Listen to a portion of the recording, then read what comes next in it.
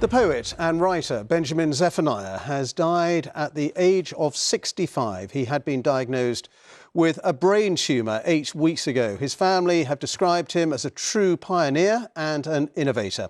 Our media correspondent David Silito looks back now at his life. I used to think nurses were women. I used to think police were men. I used to think poets were boring until I became one of them. And this is Benjamin Zephaniah. My mum. Benjamin Zephaniah. I love my mother and my mother love me. We come so far from over the sea. He rose to fame in the 80s. His dubbed poetry rooted in the rhythms, language and street politics of his home, Handsworth in Birmingham.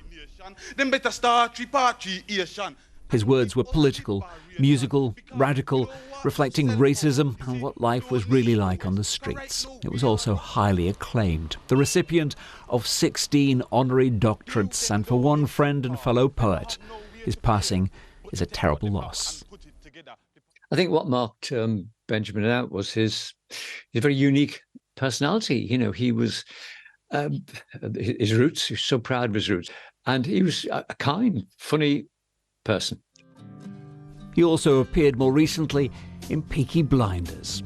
Dearly beloved, we are gathered here today.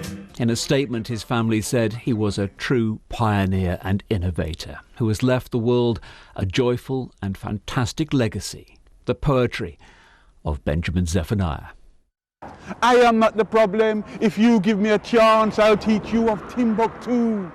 I can do more than dance. I am not the problem. I greet you with a smile. You put me in a pigeonhole, but I am versatile. Well, these conditions may affect me as I get older, and I am positively sure I have no chips upon my shoulders. Black is not the problem. Mother country, get it right. And just for the record, some of my best friends are white. The remarkable poet and writer Benjamin Zephaniah, who has died at the age of 65. Now, you may have heard the sad news today that the poet Benjamin Zephaniah has died aged 65. He spoke to BBC Radio London's Robert Elms back in 2019 about loving London, his complicated relationship with Britain and being considered a national treasure. Now, you can listen to that via BBC Sounds. Just scroll down to From London.